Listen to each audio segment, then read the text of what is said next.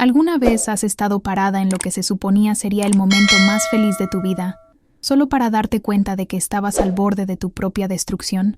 Yo sí, y lo que estoy a punto de compartir contigo no es solamente mi historia, es una advertencia, un testimonio de supervivencia, y la prueba de que a veces lo más valiente que puedes hacer es decir no, cuando todos esperan que digas sí.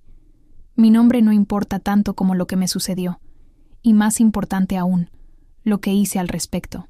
Esta es la historia de cómo casi me casé con un monstruo, cómo intentó quebrantarme frente a todas las personas que amaba, y cómo me defendí no solo por mí misma, sino por cada mujer que vino antes que yo, y por todas las que podrían haber venido después. Todavía recuerdo el peso de ese vestido blanco, la forma en que la tela se sentía tanto como una armadura como una prisión. Recuerdo el sonido de la música del órgano comenzando, la inhalación colectiva de aliento de 200 invitados, y la sonrisa en su rostro, esa sonrisa que alguna vez pensé que era encantadora pero que había aprendido a reconocer como algo mucho más siniestro. Pero me estoy adelantando. Para entender por qué hice lo que hice en ese altar, necesitas comprender cómo llegué allí en primer lugar. Y ese es un viaje que comenzó 2 años antes, un martes lluvioso de octubre, cuando literalmente choqué con el hombre que se convertiría tanto en mi peor pesadilla como en mi maestro más poderoso sobre quién soy realmente. Tenía 26 años, trabajaba como coordinadora de marketing para una empresa tecnológica de tamaño mediano, vivía en un apartamento tipo estudio que apenas podía pagar, y honestamente solo estaba tratando de descifrar mi vida como todos los demás en sus 20. No estaba buscando amor, estaba enfocada en mi carrera, en construir algo significativo, en demostrarme a mí misma y a todos los demás que era capaz e independiente. Mis padres se habían divorciado cuando yo tenía 12 años, una separación desordenada y dolorosa que me había enseñado a ser cautelosa con las relaciones, a proteger mi corazón, a nunca depender demasiado completamente de otra persona. Así que cuando lo conocí, tenía muros levantados, muros fuertes, muros que pensé eran impenetrables. Estaba equivocada. Él atravesó esos muros como si estuvieran hechos de papel, y en ese momento pensé que eso era romántico. Pensé que significaba que estábamos destinados a estar juntos. No me di cuenta de que alguien que no respeta tus límites desde el principio solo empeorará con el tiempo. Ese día de octubre, estaba saliendo apurada de una cafetería, haciendo malabares con mi bolso del portátil, mi teléfono y un café con leche caliente, sin prestar atención a dónde iba, porque ya llegaba tarde a una reunión. Choqué con alguien que entraba por la puerta, y mi café se derramó por todas partes, sobre mi blusa blanca, sobre su traje de aspecto costoso, creando un momento de caos que de alguna manera se sintió como si el universo lo hubiera orquestado. Él se rió, no una risa burlona, sino una risa genuina, cálida, desarmante que inmediatamente me tranquilizó incluso mientras yo estaba mortificada y disculpándome profusamente. Insistió en que era su culpa, insistió en comprarme otro café, insistió en pagar mi tintorería. Su nombre era Marcos, me dijo, y trabajaba en finanzas en una firma del centro. Tenía estos ojos verdes intensos que parecían ver a través de ti, y una confianza que era magnética. En 5 minutos de hablar con él, sentí como si lo conociera desde hace años. Tenía esta forma de hacerte sentir como si fueras la única persona en el mundo, como si todo lo que decías fuera fascinante e importante, y mereciera su completa atención. Le di mi número antes de darme cuenta siquiera de lo que estaba haciendo. Mirando hacia atrás ahora, con todo lo que sé, puedo ver que incluso ese primer encuentro fue calculado. La forma en que se posicionó para crear esa colisión, la forma en que tenía las respuestas perfectas listas, la forma en que reflejaba mi lenguaje corporal y patrones de habla para crear una conexión instantánea. Pero en el momento, todo lo que sentí fue estar completamente cautivada. Me envió un mensaje de texto esa misma noche, solo un mensaje simple diciendo que no podía dejar de pensar en nuestra conversación y preguntando si me gustaría cenar con él ese fin de semana. Dije que sí. Esa cena se convirtió en una conversación de 5 horas donde hablamos de todo: nuestras infancias, nuestros sueños, nuestros miedos, nuestras filosofías sobre la vida. Él era encantador y vulnerable en igual medida, compartiendo historias sobre su difícil crianza con un padre alcohólico, sus luchas para pagarse la universidad, su determinación de construir una vida exitosa. Hizo preguntas sobre mi familia, mi trabajo, mis pasiones, y parecía genuinamente interesado en cada respuesta. Al final de esa noche, estaba completamente cautivada. Los siguientes 3 meses fueron como algo salido de una película romántica. Marcos me persiguió con una intensidad que confundí con devoción. Enviaba flores a mi oficina. Aparecía con mi comida para llevar favorita cuando trabajaba hasta tarde. Recordaba cada pequeño detalle que mencionaba y me sorprendía con gestos reflexivos basados en esos detalles. Se integró en mi vida sin problemas, conociendo a mis amigos, encantando a mi madre cuando finalmente se los presenté, haciéndose indispensable para mi felicidad diaria. Y me enamoré de él, fuertemente. Pensé que había encontrado a mi persona, mi compañero, mi futuro. Pensé que el universo literalmente nos había empujado juntos en esa cafetería porque estábamos destinados a estar juntos. Cada bandera roja que aparecía la pintaba de verde con el pincel del amor y la esperanza y el deseo desesperado de creer que finalmente había encontrado algo real. La relación avanzó rápido, pero no se sintió demasiado rápido en ese momento. Se sintió emocionante, apasionado, destinado a ser. En 6 meses, prácticamente vivíamos juntos, aunque cada uno mantenía su apartamento por las apariencias. Marcos tenía un hermoso condominio en el centro con ventanas del piso al techo y muebles costosos que se sentían más como una sala de exhibición que como un hogar. Pero yo también pasé eso por alto, diciéndome a mí misma que simplemente tenía gusto sofisticado. Comenzó a hacer comentarios sobre mi apartamento, lo pequeño que era, lo inseguro que parecía el vecindario, cómo se preocupaba por mí estando allí sola. Al principio, pensé que estaba siendo protector y cariñoso. No reconocí que era el comienzo del aislamiento. Sugirió que debería pasar más noches en su lugar, donde podría cuidarme y asegurarse de que estuviera segura. Se sentía amoroso. Se sentía como ser apreciada. Se sentía como todo lo que siempre había querido de una relación. Pero lentamente, casi imperceptiblemente, las cosas comenzaron a cambiar. Comenzó con cosas pequeñas que racionalicé.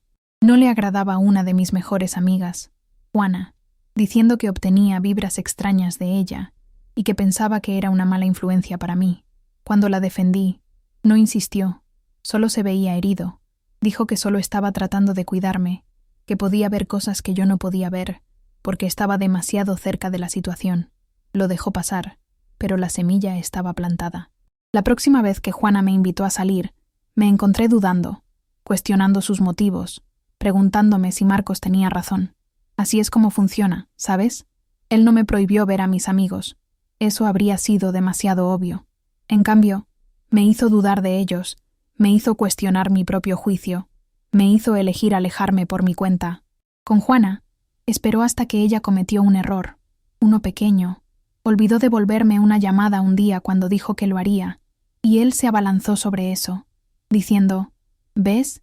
Te dije que ella realmente no se preocupa por ti. Los verdaderos amigos no se olvidan de ti así. Era absurdo, pero yo ya estaba condicionada a confiar en su perspectiva más que en la mía. Otros amigos se alejaron gradualmente mientras Marcos consumía más y más de mi tiempo y atención. Siempre tenía planes para nosotros. Siempre tenía algún lugar al que quería llevarme, algo que quería mostrarme. Si hacía planes con amigos, no objetaría explícitamente, pero se vería decepcionado. Diría algo como: realmente esperaba que pudiéramos pasar ese tiempo juntos, pero si tus amigos son más importantes, lo entiendo. La culpa era aplastante. Comencé a decir no a las invitaciones. Comencé a priorizar a Marcos sobre todo lo demás. Comencé a construir toda mi vida alrededor de él. Mis compañeros de trabajo notaron que ya no iba a los happy hours. Mi madre comentó que no me veía tanto. Mis amigos dejaron de comunicarse con tanta frecuencia cuando seguía cancelando planes. Y a través de todo esto, Marcos estaba allí, solidario y atento, diciéndome que todo lo que realmente necesitaba era a él de todos modos, que otras personas solo complicaban las cosas, que el tipo más profundo de amor es cuando 2 personas son suficientes la una para la otra. Le creí. Dios mío, le creí cada palabra. El control se extendió a otras áreas gradualmente. Comenzó a comentar sobre lo que usaba. Nada agresivo al principio, solo observaciones como: esa falda es bastante corta, ¿no? Solo no quiero que otros hombres tengan la idea equivocada sobre mi novia. O: Me encanta que estés lo suficientemente cómoda como para no usar maquillaje a mi alrededor, pero ¿vas a usar eso para la cena? Solo quiero que te veas lo mejor posible. Cada comentario socavaba mi confianza. Me hacía dudar de mis elecciones. Me hacía cada vez más dependiente de su aprobación. Comencé a pedirle su opinión antes de vestirme. Comencé a cambiarme de ropa si parecía menos que entusiasta con un conjunto. Comencé a verme a través de sus ojos en lugar de los míos, y sus ojos eran críticos y exigentes de maneras que no reconocí completamente. También se involucró en mi carrera, lo cual inicialmente aprecié porque pensé que me estaba ayudando. Revisaba mis presentaciones, me daba retroalimentación sobre mis proyectos de trabajo, se ofrecía a presentarme a personas en su red que podrían ayudar a mi carrera. Pero su retroalimentación se volvió más crítica con el tiempo, señalando fallas y errores, sugiriendo que no estaba trabajando lo suficientemente duro o lo suficientemente inteligente, insinuando que sin su ayuda nunca avanzaría. Cuando me pasaron por alto para un ascenso en el trabajo, me consoló diciendo: «Está bien, cariño. No todos están destinados a subir la escalera corporativa. Tal vez simplemente no estás hecha para ese nivel de responsabilidad. No hay vergüenza en eso». Las palabras estaban disfrazadas como consuelo, pero aterrizaron como golpes a mi autoestima. Comencé a dudar de mis habilidades profesionales. Comencé a preguntarme si era tan capaz como siempre había pensado que era. Comencé a encogerme en las reuniones y a dudar de mis contribuciones. Mi desempeño en el trabajo realmente comenzó a sufrir, no porque fuera menos competente, sino porque mi confianza se estaba erosionando bajo sus constantes críticas sutiles, disfrazadas como preocupación y apoyo. Imagínate, ¿sabes? Estar en una relación donde cada día te sientes un poco más pequeña, un poco menos tú misma, un poco más dependiente de la validación de alguien que usa esa dependencia como un arma en tu contra. Después de unos 8 meses juntos, Marcos comenzó a hablar de matrimonio. No de una manera distante, algún día, sino de una manera inmediata. Esto, definitivamente, va a suceder. Haría comentarios como: «Cuando estemos casados», o «en nuestra casa juntos», o «nuestros hijos van a ser tan hermosos». Muy bien, parte de mí se emocionaba con estas referencias. ¿No era esto lo que quería? ¿Una relación comprometida con alguien que veía un futuro conmigo? Pero otra parte de mí, una parte más tranquila que seguía suprimiendo, se sentía apresurada y presionada. Solo habíamos estado juntos 8 meses. Apenas sabía quién era yo en esta relación, mucho menos si quería atarme legalmente a él para siempre. Pero cada vez que sugería que fuéramos más despacio, él ponía esta expresión en su rostro, herida, retraída, fría, que me hacía entrar en pánico. Decía cosas como: «Pensé que me amabas. Pensé que querías las mismas cosas que yo quiero». Tal vez leí mal toda esta relación. El miedo de perder lo que pensaba que teníamos, era más fuerte que mi vacilación. Así que lo tranquilizaba. Le decía que sí quería esas cosas. Empujaba mis dudas más profundamente donde no pudieran interferir con sus planes para nuestro futuro. La propuesta llegó en la marca de los 10 meses. Me llevó a un restaurante costoso, el tipo con servilletas de tela y un sommelier y platos que eran más arte que comida. Debería haber estado emocionada, pero me sentí nauseabunda toda la noche, aunque me dije a mí misma que eran solo nervios y anticipación.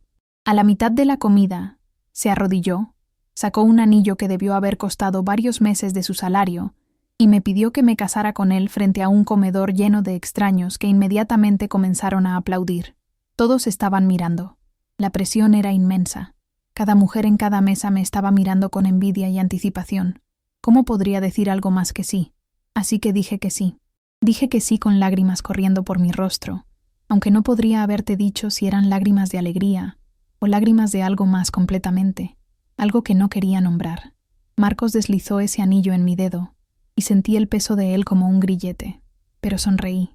Sonreí y lo besé y acepté las felicitaciones de extraños y publiqué la foto obligatoria del anillo en las redes sociales y llamé a mi madre para contarle las noticias. Todos estaban tan felices por mí.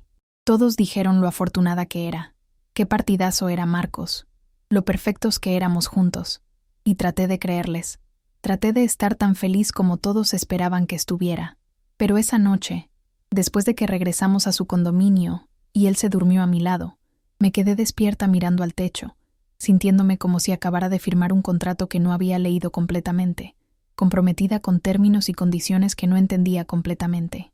El periodo de compromiso se suponía que debía ser feliz, pero se convirtió en el momento más ansioso de mi vida.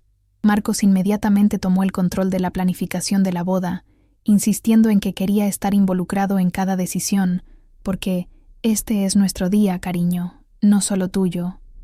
Pero su participación significaba que nada de lo que yo quería realmente sucedía. Yo quería una ceremonia pequeña e íntima con familiares cercanos y amigos. Él quería una boda grande e impresionante que hiciera una declaración. Yo quería un lugar sencillo al aire libre. Él insistió en un salón de baile formal en un hotel exclusivo.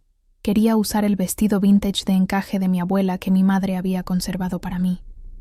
Él dijo que estaba anticuado y desgastado y que su novia necesitaba usar algo que reflejara su estatus. Cada desacuerdo seguía el mismo patrón. Yo expresaba mi preferencia. Él la descartaba. Yo trataba de abogar por lo que quería. Él se enojaba o se ponía frío o herido, y yo eventualmente capitulaba para evitar el conflicto y restaurar la paz. Me decía a mí misma que estaba siendo flexible, que el compromiso era parte de las relaciones, que los detalles específicos de la boda no importaban tanto como el matrimonio en sí. Pero en el fondo, estaba perdiendo pedazos de mí misma con cada rendición, viendo la boda y mi vida moldearse completamente por la visión y los deseos de otra persona. La lista de invitados se convirtió en un punto particular de discordia. Marcos quería invitar a asociados comerciales y parientes distantes que nunca había conocido. Cuando cuestioné la necesidad de invitar a personas con las que ninguno de nosotros estaba cerca, explotó en ira por primera vez en nuestra relación. Gritó que lo estaba avergonzando, que no entendía lo importantes que eran las apariencias en su industria, que mi pensamiento de mente estrecha iba a frenarlo profesionalmente. Estaba conmocionada y asustada por su rabia. Nunca había levantado su voz conmigo antes. Después, se disculpó profusamente. Dijo que estaba bajo estrés en el trabajo, que no lo decía en serio, que nunca me hablaría de esa manera otra vez. Me compró flores y joyas, y fue extra atento durante días después. Lo perdoné. Me convencí de que era un incidente aislado, que todos tienen momentos de estrés, que debería ser más comprensiva con la presión bajo la que estaba, pero no fue aislado. Se convirtió en un patrón. Explotaría por algo pequeño. Me aterrorizaría con su ira. Luego se disculparía y me bombardearía con amor de vuelta a la conformidad. Cada vez lo perdonaba un poco más rápido. Excusaba su comportamiento un poco más fácilmente. Aceptaba la responsabilidad de sus arrebatos un poco más completamente. ¿Te ha pasado algo similar? ¿Has estado en una relación donde lentamente te das cuenta de que la persona que amas no es quien pensabas que era? Mi madre notó que algo andaba mal unos 3 meses antes de la boda. Vino a ayudarme a dirigir las invitaciones y me encontró llorando en el baño, abrumada y exhausta, y profundamente infeliz, aunque no podía articular por qué. Me abrazó y me preguntó si estaba segura de este matrimonio, si Marcos era realmente la persona adecuada para mí, si me estaba casando con él porque quería o porque sentía que tenía que hacerlo en este punto. Estuve a la defensiva, protectora de Marcos y nuestra relación, insistiendo en que todo estaba bien, que solo estaba estresada por la planificación de la boda y el trabajo, y tratando de equilibrar todo. Pero ella me miró con estos ojos preocupados y dijo algo que nunca olvidaré. Cariño, he estado donde tú estás. Sé lo que es ignorar tu instinto porque ya le has dicho a todos que te vas a casar y has enviado invitaciones y te has comprometido con un camino. Pero te digo ahora mismo, es más fácil cancelar una boda que escapar de un mal matrimonio. Si algo no se siente bien, escucha ese sentimiento. Está tratando de protegerte. Le agradecí su preocupación y le aseguré que estaba bien, pero sus palabras me persiguieron. Resonaban en mi cabeza durante las noches sin sueño, cuando Marcos estaba a mi lado respirando tranquilamente, completamente inconsciente de mi tormento. Me susurraban cuando me veía en el espejo y veía a una mujer que apenas reconocía, más delgada, más pálida, con ojeras y una expresión constante de ansiedad. Me gritaban cuando Marcos me criticaba frente a la wedding planner por no entender la logística básica, o cuando menospreciaba mis opiniones sobre los centros de mesa, o cuando programaba un menú de degustación en un restaurante que le había dicho que no me gustaba, porque sus preferencias siempre eran más importantes que las mías. 2 meses antes de la boda, sucedió algo que debería haber sido mi advertencia final, mi señal de salida clara, pero estaba tan profunda en la niebla de la manipulación que no podía verlo con claridad. Estábamos en el condominio de Marcos revisando el plan de asientos, una tarea tediosa que ya había causado varios argumentos. Sugerí sentar a mi compañera de cuarto de la universidad, Sara, cerca de mi prima Maya, porque se habían conocido antes y se habían llevado bien. Marcos no estuvo de acuerdo, diciendo que Sara debería estar en una mesa trasera, porque no era lo suficientemente importante como para estar colocada prominentemente. Respondí, defendiendo a Sara, y cuestionando por qué él podía decidir unilateralmente quién era y no era importante en nuestra boda. Su cara cambió. Es difícil describir cómo, pero fue como ver caer una máscara, ver algo frío y cruel debajo del exterior encantador del que me había enamorado. Agarró mi muñeca, lo suficientemente fuerte como para lastimar, lo suficientemente fuerte como para dejar marcas que luego cubriría con corrector y mangas largas.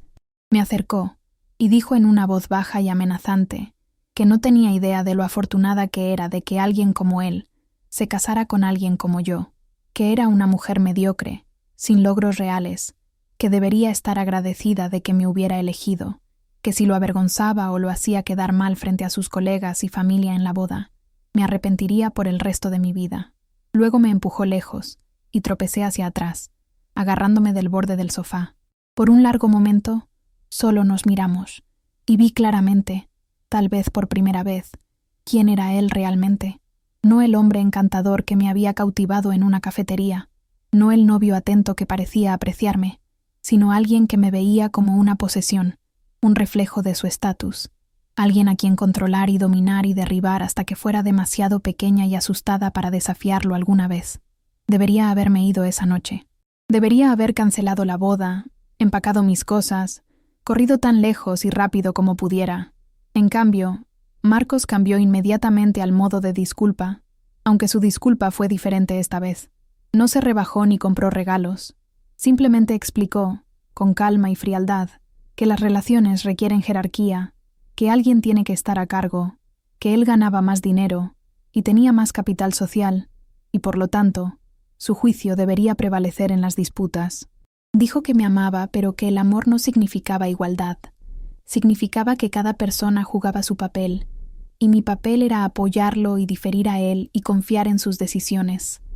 Dijo que si no podía aceptar eso, entonces tal vez no deberíamos casarnos después de todo, pero ya había pagado depósitos e invitado a personas e invertido en nuestro futuro, por lo que cancelarlo ahora sería humillante para ambos, y demostraría que nunca realmente lo había amado en primer lugar.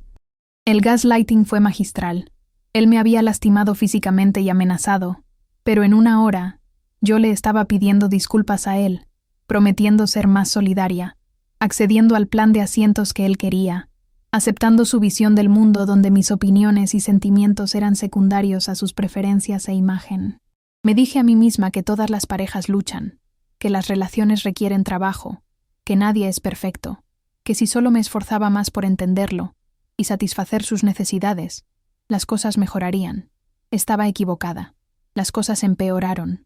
Te juro, cada día que pasaba me sentía más atrapada, más perdida, más lejana de quien solía ser.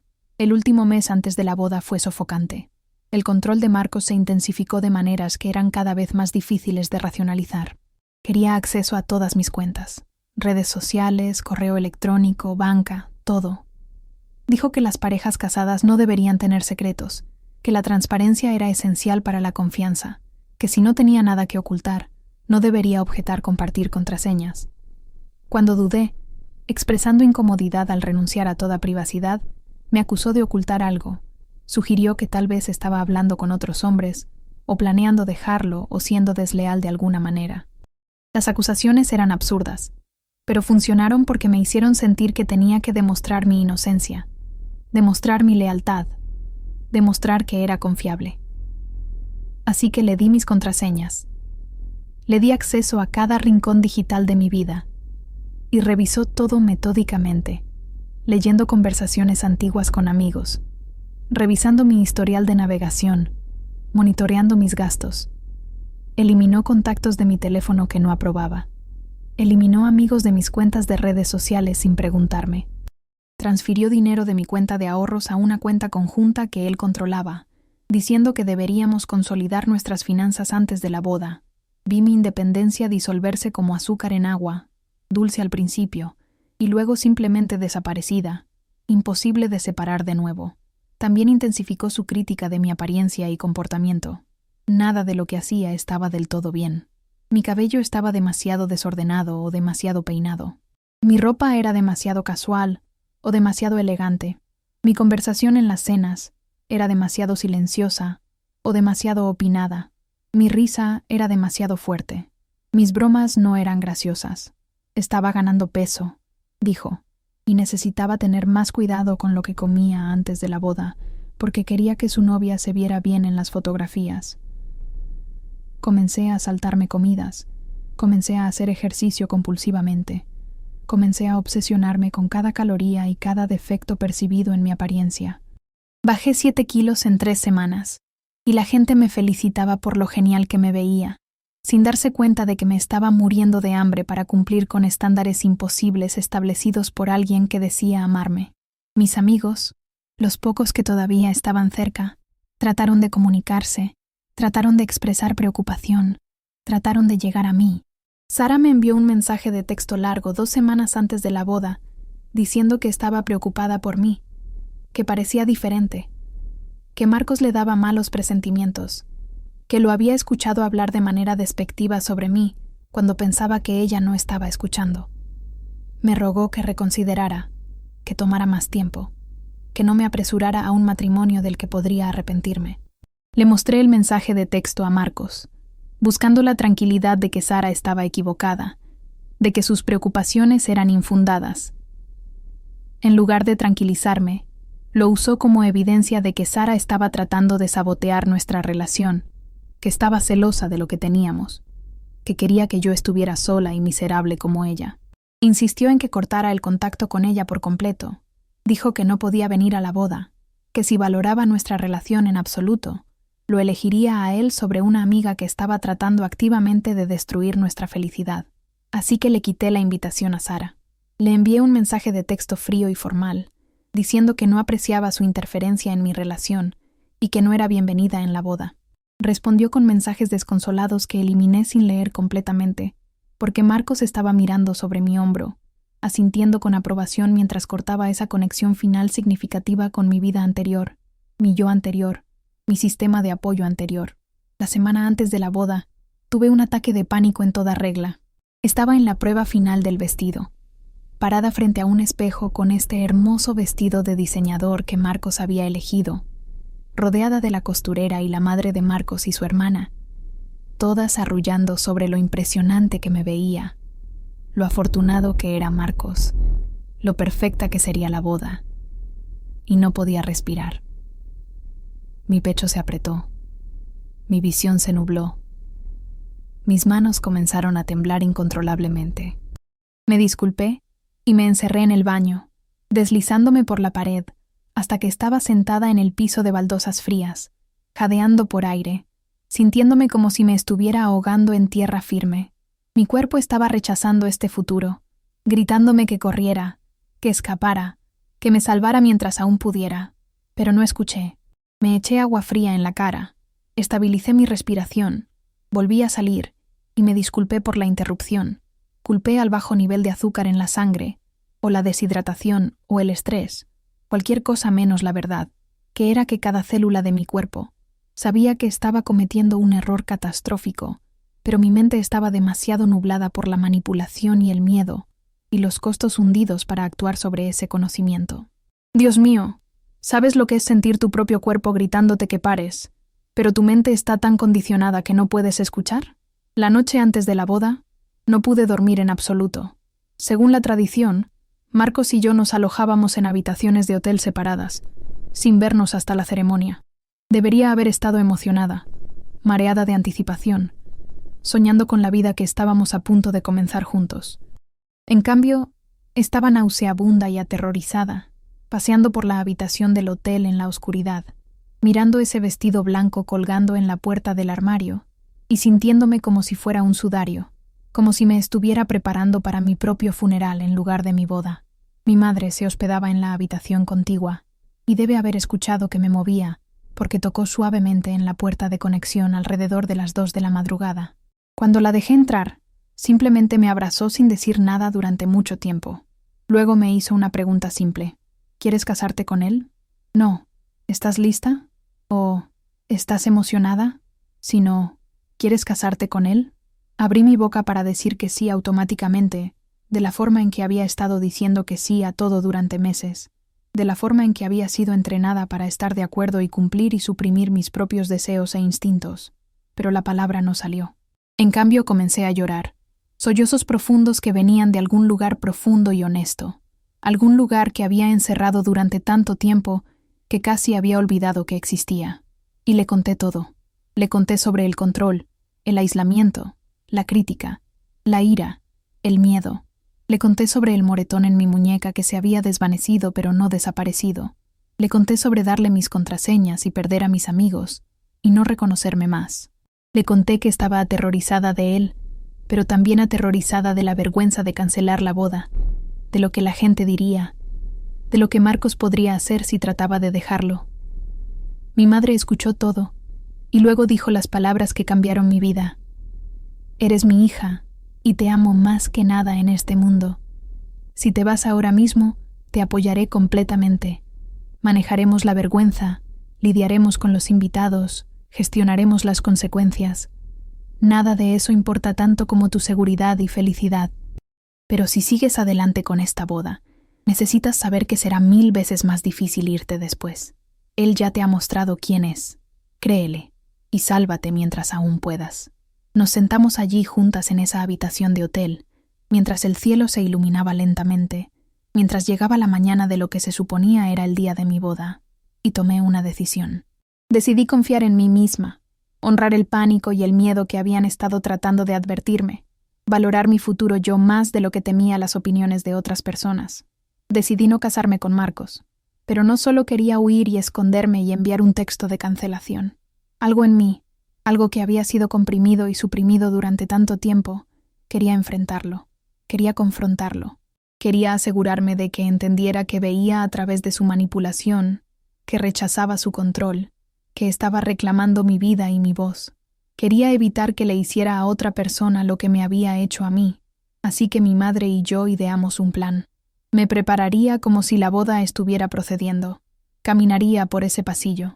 Pero cuando el oficiante preguntara si tomaba a Marcos como mi esposo, diría que no, y le diría a todos exactamente por qué. Era arriesgado. El temperamento de Marcos era impredecible, y no sabía cómo reaccionaría a ser rechazado y expuesto públicamente.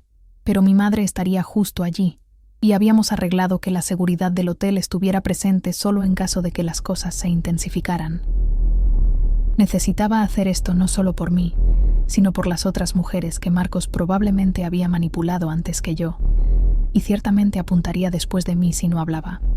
Así que me puse ese costoso vestido de diseñador. Me arreglé el cabello y el maquillaje. Llevé el elaborado ramo que su madre había insistido, y caminé por el pasillo de ese salón de baile hacia Marcos, hacia 200 invitados que no tenían idea de lo que estaba a punto de suceder, hacia el momento que me destruiría o me liberaría. En serio, ¿alguna vez has tenido que tomar una decisión donde sabías que tu vida nunca sería la misma sin importar qué eligieras? La caminata por ese pasillo se sintió interminable y surrealista, como moverse a través del agua o un sueño donde tus piernas no cooperan y el tiempo se estira de maneras imposibles. Cada paso, en esos tacones incómodos que Marcos había elegido, era un acto de valentía y una invitación al pánico. Podía verlo parado en el altar con su smoking costoso, esa sonrisa confiada en su rostro, ese brillo posesivo en sus ojos mientras me observaba acercarme. Me observaba venir a él como un premio que había ganado, como propiedad que estaba a punto de reclamar legal y permanentemente. Mi ramo temblaba en mis manos, rosas blancas y calas que costaban más que mi renta mensual, flores que no había elegido más de lo que había elegido el vestido, o el lugar, o cualquier otro aspecto de esta actuación, haciéndose pasar por una celebración del amor. La música se hinchó a mi alrededor. Esa marcha nupcial tradicional que generalmente suena alegre, pero en ese momento sonaba como un requiem fúnebre. Los invitados se dieron vuelta en sus asientos para verme pasar, sonriendo, llorando lágrimas felices, completamente inconscientes de que eran testigos de algo muy diferente de lo que imaginaban. Vi a los socios comerciales de Marcos, los colegas que había invitado para impresionar con su vida perfecta y esposa perfecta. Vi a los miembros de su familia, su madre que siempre me había tratado como si no fuera lo suficientemente buena para su precioso hijo, su hermana que había participado en las críticas sutiles disfrazadas como sugerencias útiles. Vi a los pocos amigos que me quedaban, los que aún no habían sido alienados con éxito, mirándome con expresiones que iban desde la alegría hasta la preocupación, porque incluso en su felicidad por mí, algunos de ellos sentían que algo estaba mal.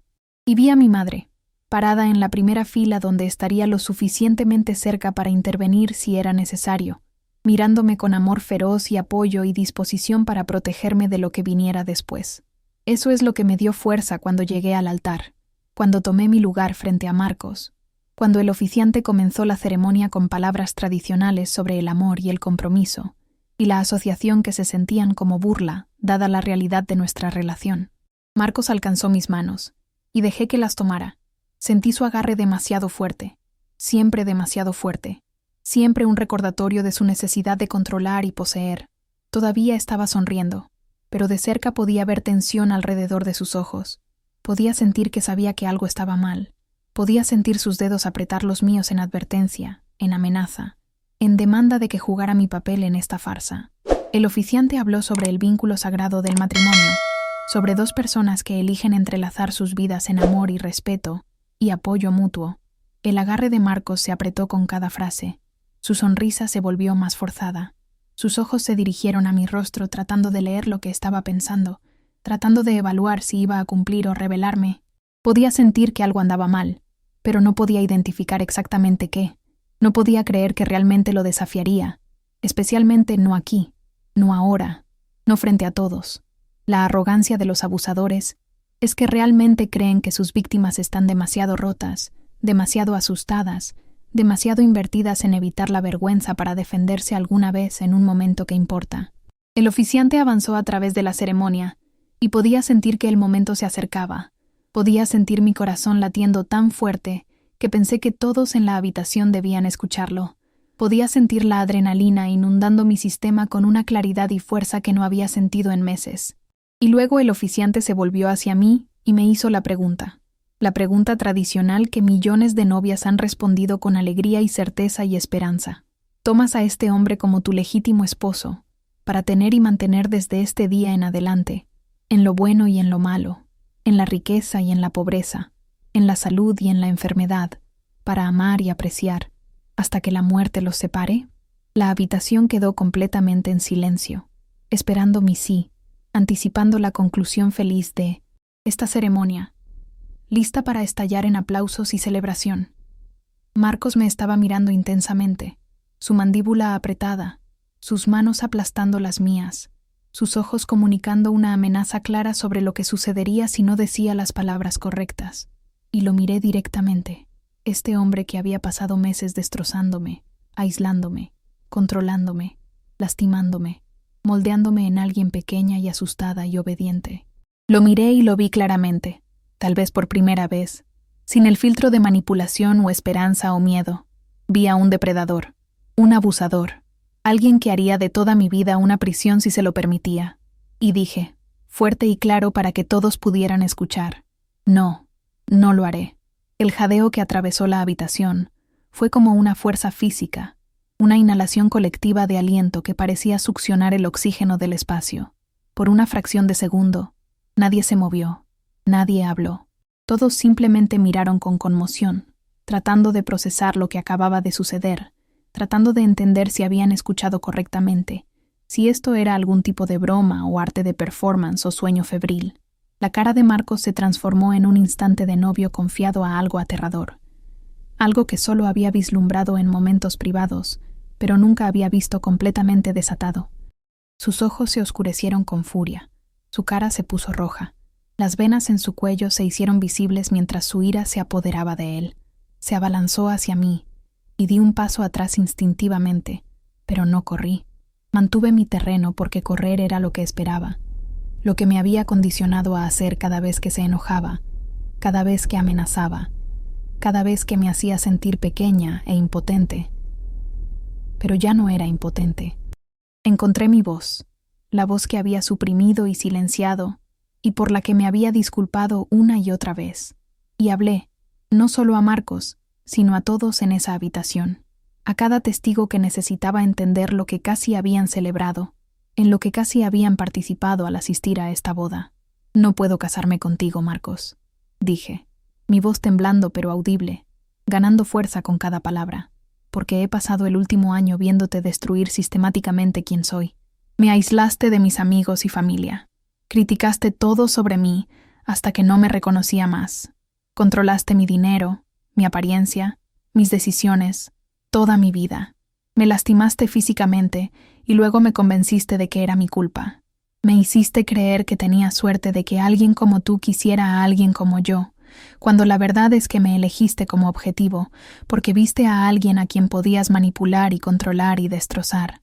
Marcos intentó interrumpir, intentó agarrar mi brazo, pero mi madre estaba repentinamente allí, posicionándose entre nosotros, y la seguridad del hotel que habíamos arreglado discretamente se estaba acercando, lista para intervenir si era necesario.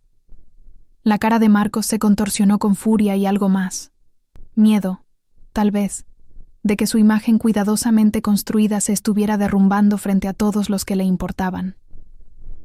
Eso es una locura, escupió, su voz venenosa. Estás inestable. Estás loca. Todos. Ella está teniendo algún tipo de colapso. Esto es con lo que he estado lidiando. Su inestabilidad emocional, su necesidad de atención constante y drama. Era exactamente lo que esperaba que dijera.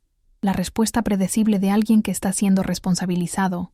La defensa clásica del abusador de atacar la credibilidad y cordura de la víctima. Pero estaba preparada. Me volví para dirigirme a la multitud directamente, haciendo contacto visual con sus colegas, su familia, las personas cuyas opiniones más le importaban. No estoy loca, y no estoy teniendo un colapso. Estoy teniendo un momento de claridad, y necesito que todos ustedes sepan qué tipo de hombre están apoyando, porque no seré su última víctima si alguien no lo detiene. Me subí la manga para mostrar el moretón que se desvanecía en mi muñeca, visible si mirabas de cerca, evidencia de que había estado demasiado avergonzada para mostrar a alguien antes, pero estaba lista para exhibir ahora. Esto es de hace 2 meses, cuando me agarró lo suficientemente fuerte como para dejar marcas porque no estuve de acuerdo con él sobre los arreglos de asientos de la boda. Pero el abuso físico ni siquiera es la peor parte. La peor parte es cómo destruyó mi sentido de mí misma. Me hizo dudar de mi propio juicio. Me aisló de todos los que se preocupaban por mí. Controló cada aspecto de mi vida hasta que estaba demasiado asustada y confundida para irme. No me voy a casar con él porque me elijo a mí misma. Elijo mi seguridad. Elijo mi futuro. Y estoy parada aquí diciéndoles todo esto porque no quiero que nadie más caiga en su encanto y manipulación de la forma en que lo hice yo.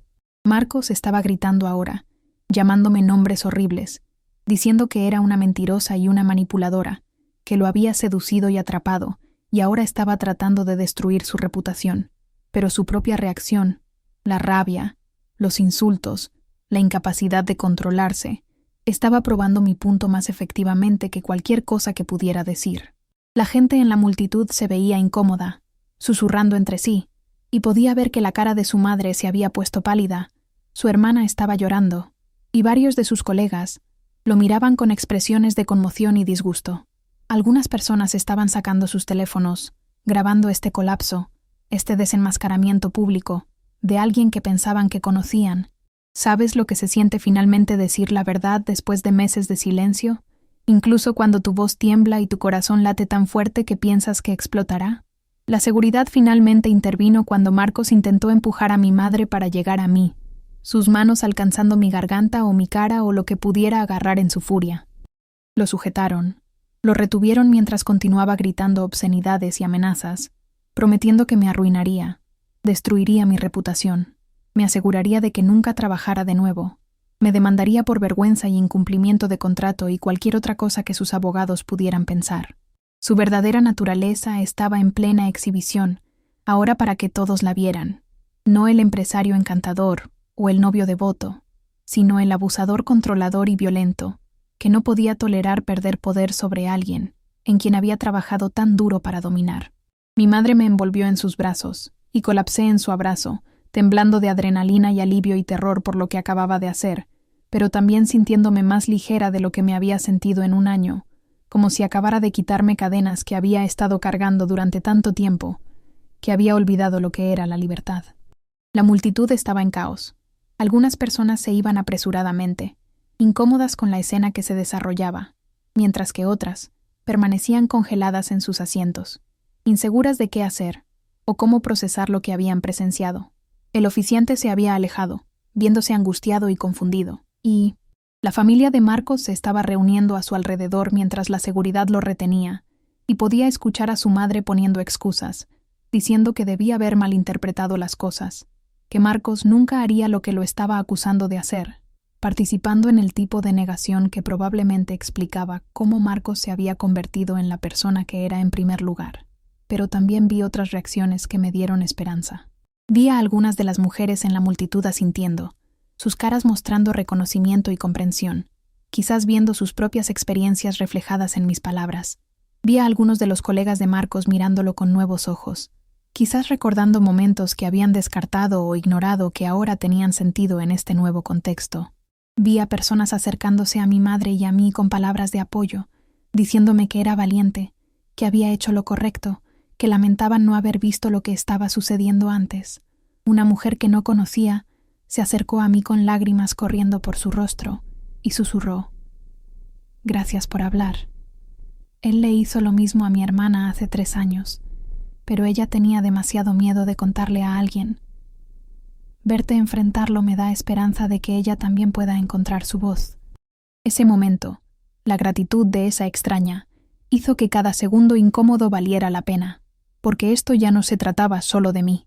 Se trataba de romper el silencio que permite que el abuso continúe, de negarse a proteger la reputación de alguien a expensas de la seguridad de otros, de decir la verdad incluso cuando es aterradora y incómoda y socialmente inaceptable.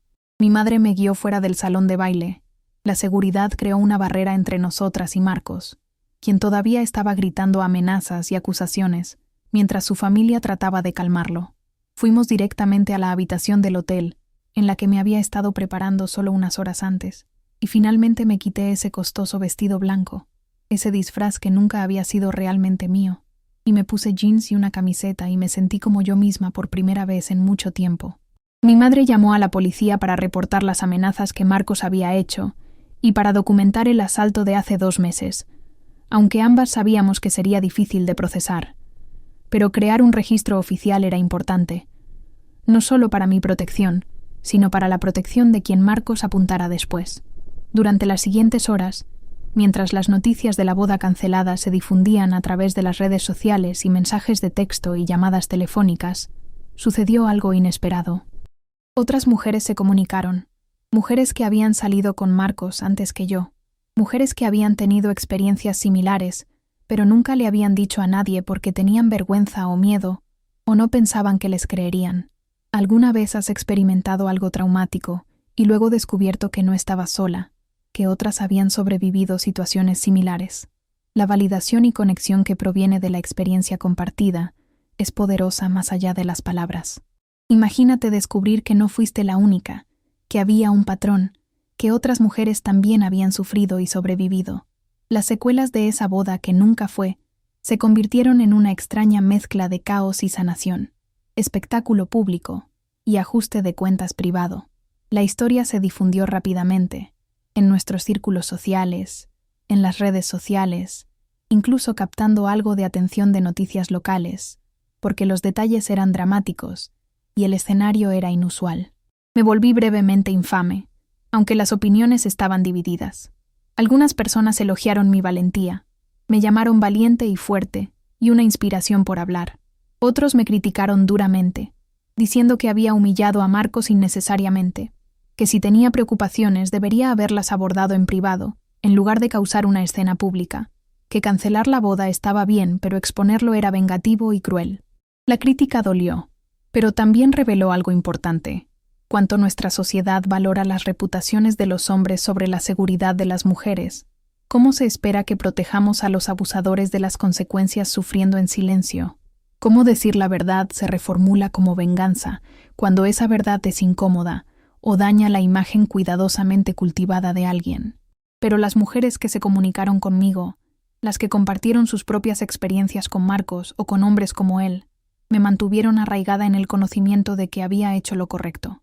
En una semana, 5 mujeres diferentes se habían puesto en contacto conmigo, cada una con una historia inquietantemente similar a la mía. Marcos tenía un patrón, una metodología clara que usaba en cada relación.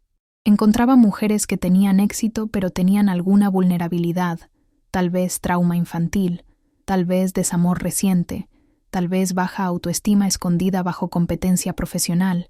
Las bombardeaba intensamente con amor, las conquistaba, las hacía sentir especiales y elegidas y adoradas.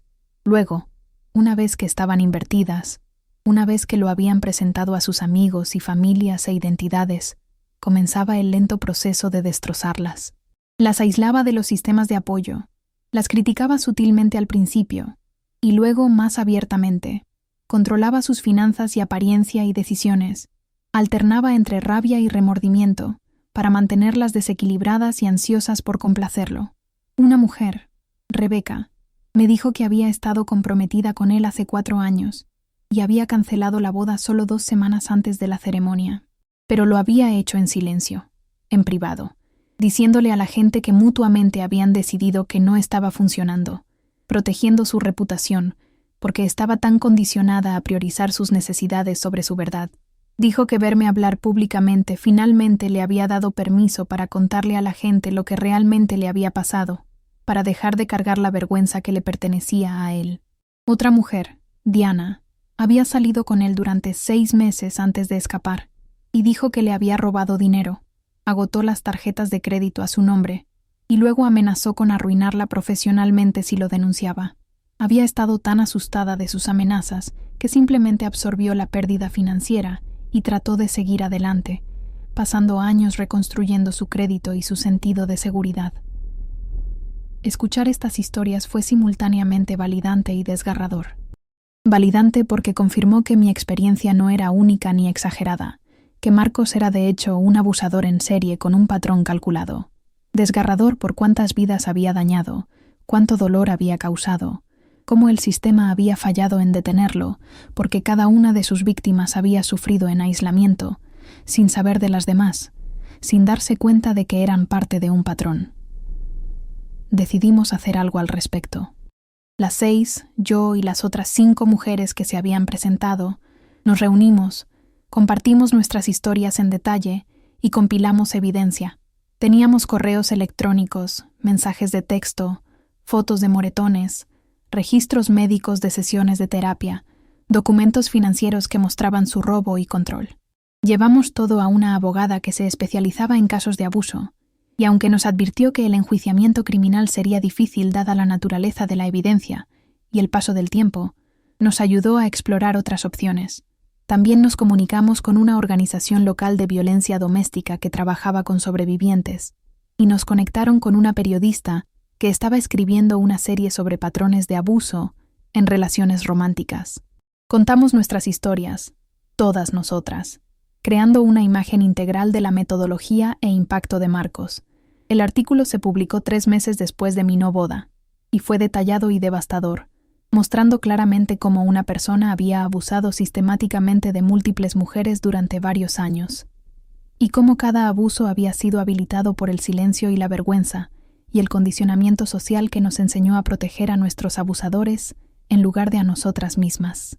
De verdad, ¿te imaginas el poder que hay en compartir tu historia y descubrir que no estás sola? La publicación de ese artículo trajo más consecuencias de las que había imaginado posible. El empleador de Marcos, la prestigiosa firma financiera del centro, lanzó una investigación interna después de que varias colegas femeninas se presentaran con quejas sobre su comportamiento hacia ellas en entornos profesionales, comportamiento que previamente habían descartado o tolerado, pero ahora reconocían como parte de un patrón más grande. Fue suspendido y eventualmente despedido, perdiendo la posición de alto estatus que había sido tan central para su identidad y poder. Su reputación en nuestra ciudad fue destruida más allá de la reparación. Los grupos sociales lo desinvitaron de eventos. Sus contactos de networking se secaron. Las aplicaciones de citas prohibieron sus cuentas después de que las mujeres lo denunciaron. No fue justicia legal en el sentido tradicional. Nunca enfrentó cargos criminales porque el estándar de prueba es tan alto y la mayor parte de lo que había hecho caía en áreas grises legalmente, incluso si era claramente abusivo moral y psicológicamente. Pero fue una forma de justicia, sin embargo, el tipo que proviene de la responsabilidad comunitaria y el decir la verdad colectivamente. Para mí personalmente, los meses posteriores a la boda fueron un viaje de regreso a mí misma. Me mudé a un nuevo apartamento del que Marcos no conocía la ubicación. Cambié mi número de teléfono, lo bloqueé en cada plataforma posible. Comencé terapia con una consejera que se especializaba en trauma y relaciones abusivas, y lentamente comencé a desempacar todo lo que había sucedido, procesando la manipulación, entendiendo cómo había sido objetivo y condicionada, perdonándome a mí misma por no irme antes. Ese autoperdón fue quizás la parte más difícil. Seguía preguntándome cómo había sido tan estúpida, tan ciega, tan débil, cómo había dejado que alguien me controlara tan completamente, cómo me había perdido tan completamente, por qué no había escuchado las banderas rojas, las advertencias de amigos, mis propios instintos. Mi terapeuta me ayudó a entender que el abuso es un proceso, no un evento. No sucede todo a la vez.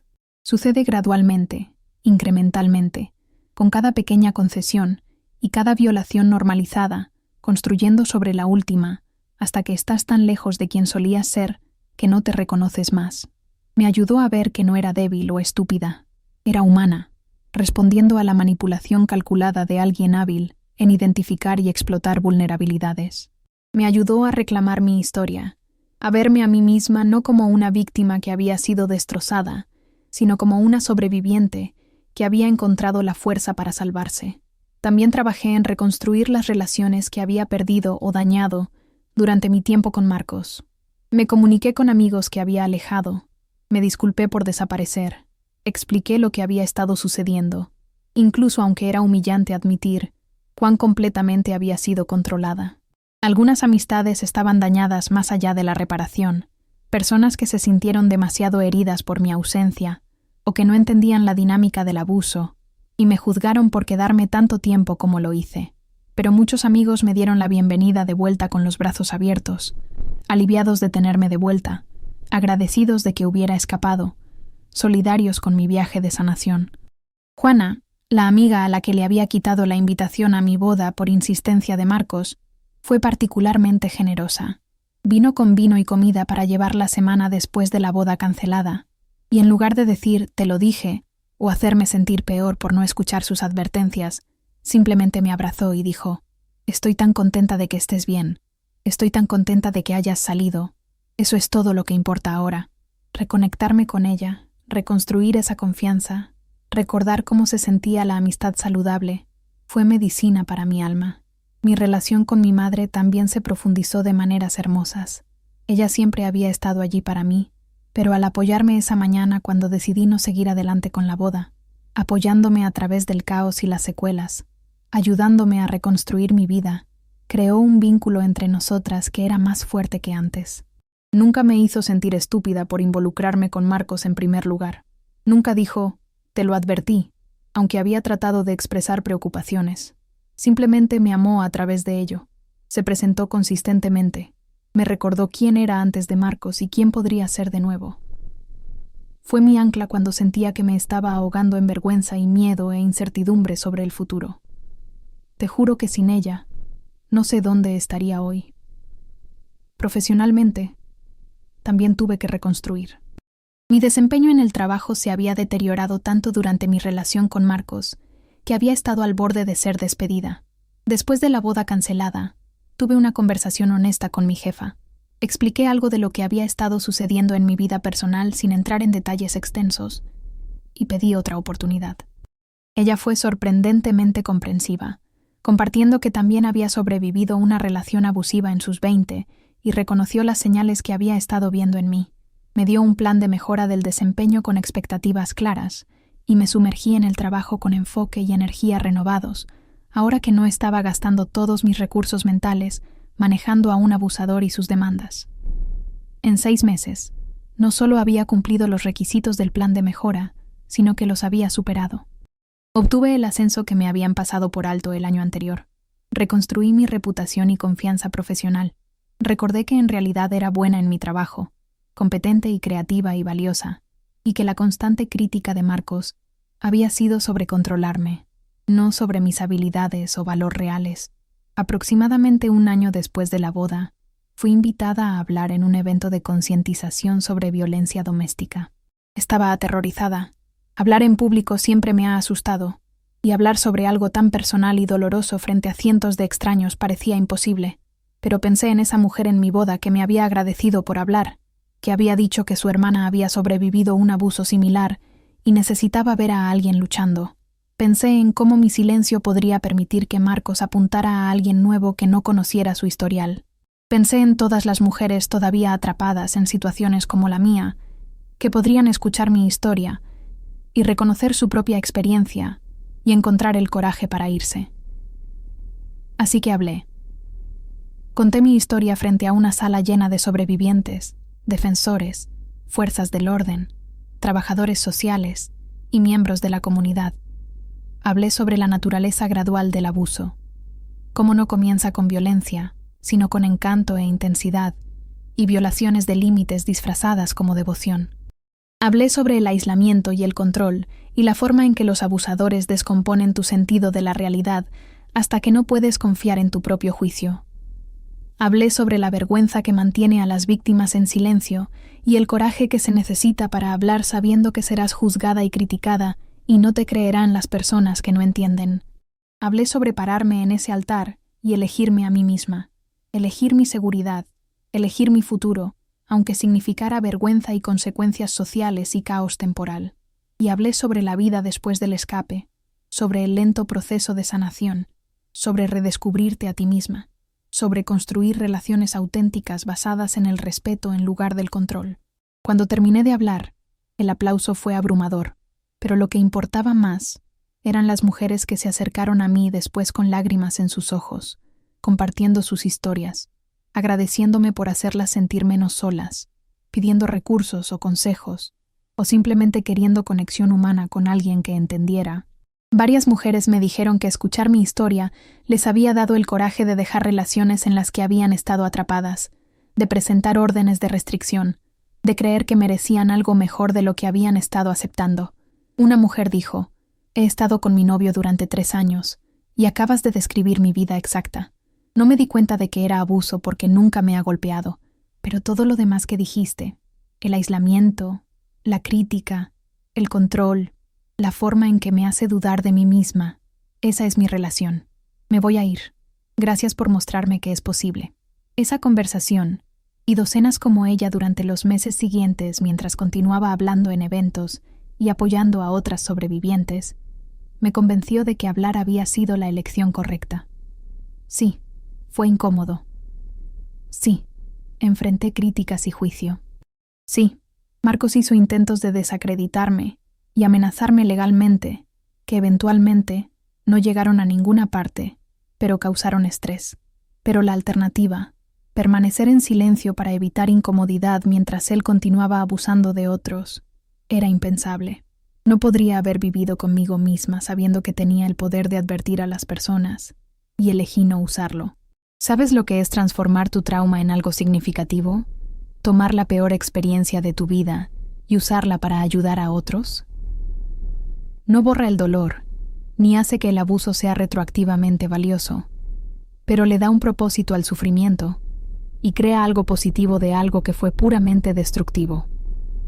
En serio, cada vez que hablo con una mujer que me dice que mi historia le salvó la vida, siento que todo lo que pasé tuvo sentido. Ahora, 2 años después de ese día de la boda, cuando dije no en el altar y cambié la trayectoria de mi vida, estoy en un lugar completamente diferente. Todavía estoy soltera, y esa es una elección consciente. Después de Marcos, necesitaba tiempo para sanar, para redescubrir quién soy fuera de las expectativas y el control de otra persona, para aprender lo que realmente quiero de la vida, en lugar de lo que había sido condicionada a aceptar. He estado en terapia consistentemente, trabajando no solo en el trauma de Marcos, sino también en patrones más profundos de mi infancia, el divorcio de mis padres, la indisponibilidad emocional de mi padre, mi tendencia aprendida a sacrificar mis necesidades para mantener relaciones, mi miedo al abandono que me hizo vulnerable al bombardeo de amor y la manipulación. He aprendido sobre la teoría del apego y las respuestas al trauma y las dinámicas de relaciones saludables. He aprendido a identificar las banderas rojas temprano, a confiar en mis instintos, a establecer y mantener límites, a entender que alguien que presiona más allá de mis límites no es apasionado o devoto, es irrespetuoso y potencialmente peligroso. He aprendido que el amor real no requiere que te hagas más pequeña, o sacrifiques tu identidad, o toleres el maltrato. He aprendido que soy suficiente exactamente como soy, que no necesito a otra persona para completarme, o darme valor, o validar mi existencia. El cambio más profundo ha sido interno, reclamar mi sentido de mí misma, mi confianza, mi autonomía. Tomo decisiones ahora sin dudar constantemente de mí misma. Confío en mi juicio. Hablo cuando algo me molesta en lugar de suprimirlo para evitar conflictos. He reconstruido mi vida social con amistades auténticas, basadas en el respeto mutuo y el cuidado genuino, en lugar de las relaciones superficiales que Marcos había permitido o controlado. He perseguido pasatiempos e intereses que son solo míos, no filtrados a través de la aprobación de otra persona. He viajado sola. Me mudé a un hermoso apartamento que refleja completamente mi gusto. Conseguí un perro que Marcos nunca habría permitido porque no le gustaban los animales. He creado una vida que es completamente mía, y es más tranquila que el drama de mi relación con Marcos, pero infinitamente más satisfactoria y auténtica. Profesionalmente, he prosperado. Ese ascenso fue solo el comienzo. He continuado avanzando. Recientemente me mudé a un puesto de gestión senior, que nunca habría logrado si me hubiera casado con Marcos, y continuara encogiéndome bajo su crítica y control. Lidero un equipo ahora, y trato de crear un ambiente donde las personas puedan ser auténticas, y cometer errores y aprender sin miedo, porque sé lo que es trabajar mientras estás atrapada en una situación abusiva, cómo envenena cada aspecto de tu vida y desempeño. También me he involucrado con la organización de violencia doméstica, que me apoyó durante mi recuperación, sirviendo en su junta directiva y ayudando a desarrollar programas para sobrevivientes. Hemos creado un grupo de apoyo, específicamente para personas que experimentaron abuso en relaciones que no involucraron violencia física, porque muchos sobrevivientes de abuso emocional y psicológico no reconocen sus experiencias como válidas o serias. Hemos desarrollado programas educativos para jóvenes sobre dinámicas de relaciones saludables versus no saludables, enseñándoles a identificar señales de advertencia antes de que estén profundamente invertidos. Hemos trabajado con fuerzas del orden y profesionales legales para ayudarlos a entender mejor el control coercitivo y el abuso no físico para que puedan responder más efectivamente cuando los sobrevivientes buscan ayuda. Este trabajo se ha convertido en una pasión y propósito que nunca anticipé, tomando mi dolor personal y transformándolo en cambio sistémico que ayuda a otros. En cuanto a Marcos, he mantenido pestañas sobre él desde la distancia, a través de conocidos mutuos y registros públicos, no por apego persistente, sino por seguridad práctica. Dejó nuestra ciudad unos 6 meses después de que se publicó el artículo, incapaz de reconstruir su reputación localmente. Se mudó a un estado diferente e intentó reinventarse profesional y personalmente. Por un tiempo, me preocupaba que estuviera allá afuera apuntando a nuevas víctimas que no conocían su historial.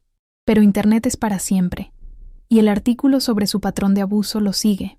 He escuchado de varias mujeres en su nueva ciudad que encontraron el artículo cuando lo buscaron en Google después de conocerlo, que se comunicaron para agradecerme por crear ese registro público que las protegió de cometer el mismo error que casi cometí. Ese es el poder de hablar, de crear documentación, de negarse a proteger a los abusadores de las consecuencias naturales de su comportamiento. Uno de los desarrollos más hermosos ha sido la comunidad que se formó entre las mujeres que sobrevivieron a Marcos. Las 6 que inicialmente nos unimos para compartir nuestras historias, nos hemos convertido en amigas genuinas, apoyándonos mutuamente a través de la sanación y celebrando victorias, y simplemente entendiéndonos de maneras que otras que no han experimentado abuso no pueden comprender completamente. Nos reunimos mensualmente para cenar, Y esas noches a veces son pesadas con conversaciones difíciles sobre desencadenantes y retrocesos e impactos continuos del trauma, pero también están llenas de risas y esperanza y orgullo en lo lejos que cada una ha llegado. Hemos reclamado no solo nosotras mismas, sino también el poder de la solidaridad femenina y la acción colectiva. Juntas, somos más fuertes de lo que cualquiera de nosotras podría ser sola. Cada una ha encontrado diferentes caminos hacia adelante. Algunas están en nuevas relaciones saludables. Algunas están solteras por elección como yo.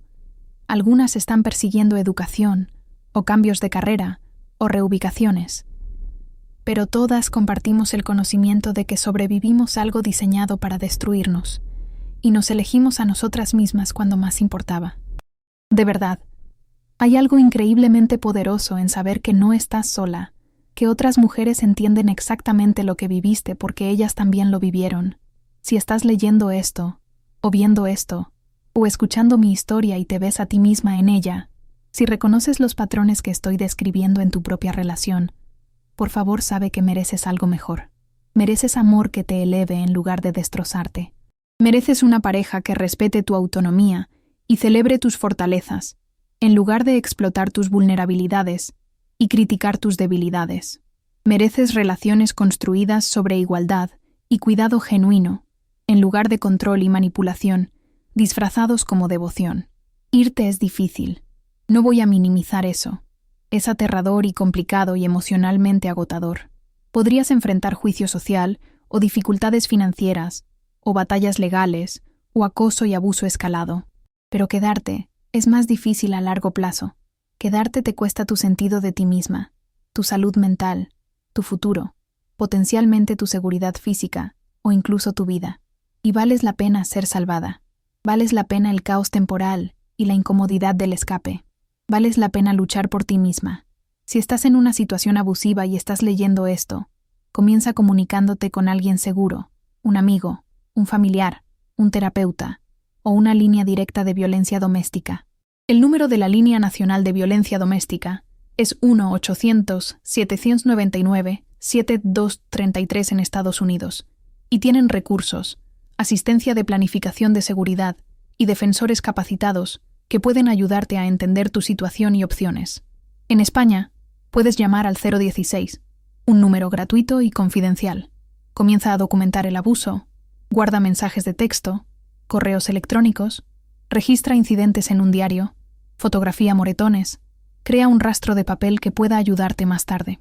Si es posible, construye una red de apoyo de personas que sepan lo que está sucediendo y puedan ayudarte cuando estés lista para irte. Crea un plan de seguridad para cómo saldrás, a dónde irás, qué necesitarás, y confía en ti misma. Si sientes miedo, si percibes peligro, si tu instinto te dice que algo está mal, cree en esos instintos incluso si no puedes articular exactamente por qué. Tu intuición está tratando de protegerte. ¿Te ha pasado algo similar? ¿Has sobrevivido a una relación abusiva o ayudado a alguien a escapar de una? Me encantaría escuchar tu historia en los comentarios aquí abajo. Compartir nuestras experiencias rompe el aislamiento del que depende el abuso y crea comunidad y esperanza para otras que todavía están atrapadas. Y si este video resonó contigo, si mi historia tocó algo en ti, o te ayudó a entender mejor las dinámicas del abuso, o te dio coraje para hacer cambios en tu propia vida, por favor deja un me gusta para ayudar a que este mensaje llegue a más personas que necesitan escucharlo. Cuanto más hablamos abiertamente sobre el abuso, no en términos abstractos, sino en términos concretos, específicos, personales que ayudan a las personas a reconocerlo en sus propias vidas, más poder le quitamos a los abusadores y se lo devolvemos a los sobrevivientes. Suscríbete a Desde mi Mirada para más historias de supervivencia, resiliencia y transformación. Este canal existe para amplificar las voces de personas que han pasado por cosas terribles y salieron del otro lado, que se negaron a dejar que sus peores experiencias las definieran, que transformaron el trauma en testimonio y el dolor en propósito. Activa la campanita para no perderte nunca una historia. Nunca sabes cuál podría ser el mensaje que alguien necesita desesperadamente escuchar en el momento exacto. Gracias por escuchar mi historia, por crear espacio para esta conversación difícil, por ser parte de una comunidad que valora la verdad y la sanación sobre la comodidad y el silencio. Si mi historia no logró nada más, espero que te haya mostrado que nunca es demasiado tarde para elegirte a ti misma, para reclamar tu voz, para alejarte de lo que te está destruyendo incluso si todos esperan que te quedes. Me paré en ese altar y dije no, cuando se esperaba que dijera sí, y fue la decisión más aterradora y mejor de mi vida. Cualquiera que sea tu momento de altar, cualquier decisión que estés enfrentando donde sabes en el fondo lo que necesitas hacer, pero estás aterrorizada de las consecuencias, espero que encuentres el coraje de honrarte a ti misma. Mereces una vida construida sobre autenticidad y seguridad y alegría, no una construida sobre miedo y conformidad y destrucción lenta. Y tienes el poder de crear esa vida, una decisión valiente a la vez. Gracias por estar aquí, gracias por escuchar, y por favor, cuídate. Eres más valiosa y más amada de lo que cualquier abusador podría hacerte creer jamás. Recuerda que tu voz importa, tu historia importa, y tu vida merece ser vivida en libertad y dignidad. Nunca permitas que nadie te haga sentir que eres menos de lo que eres. Eres fuerte, eres capaz, y mereces todo el amor y respeto del mundo. Hasta la próxima historia. Cuídate mucho, y recuerda que siempre hay esperanza, siempre hay una salida, y siempre hay personas dispuestas a ayudarte si solo te atreves a pedir ayuda.